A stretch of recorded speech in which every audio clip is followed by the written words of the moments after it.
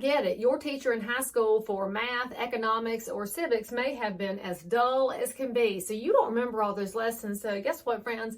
We're going to talk today about why this proposal to tax unrealized gains is a terrible idea. Let's start with a little bit of history. The income tax comes into play in the U.S. in 1913. The top rate at that time, 7%.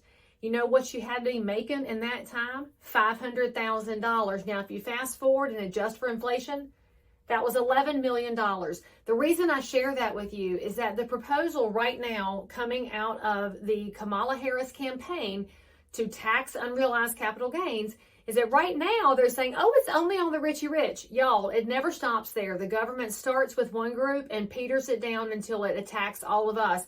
So if you're thinking, but Leigh Brown, I'm not wealthy, I don't care about capital gains, I don't have a lot of money. Okay, you may actually have some. Let me show you why.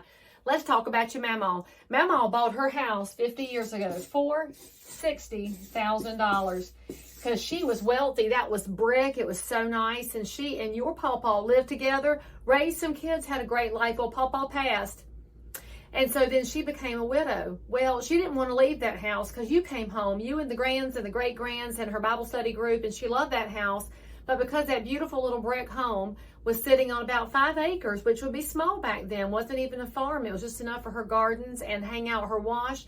That house on that little bit of acreage in today's world is worth, let's just say, $600,000. And Mamaw hasn't moved. Now, she's getting hammered on property taxes. Different video, different day. What you'll see here is that her gain, y'all, is $540,000. Now, before you start getting particular about her basis and all of that, we're just using rough numbers here, all right?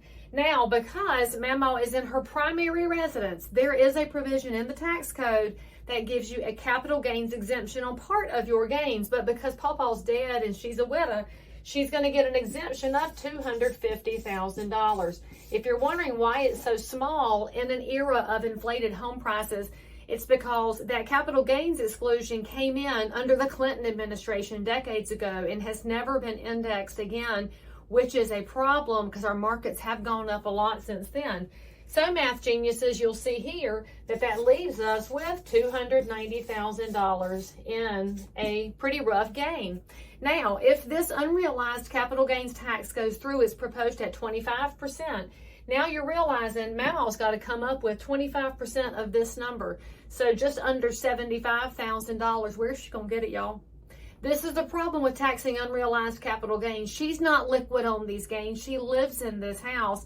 And yes, real estate could be a part of this proposal. And what if Mamaw has a little duplex somewhere that she's been supplementing her Social Security with? That could be the same situation. So for a lot of folks in this scenario, what they'll do is sell their home, sell their land, and sell something important to them just to pay a tax bill to the government.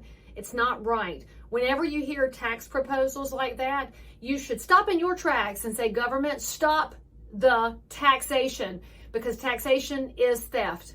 And if you ever hear another elected official or wannabe elected official talk about raising taxes, tell them to slow their roll until they can slash spending and slash federal jobs. It's not a conversation worth having. This is terrible. It will wreck our economy, and more importantly, it's going to hurt people who don't have anybody to speak up for them. So you know what that means, friends? Speak up. When you hear bad policy, push back.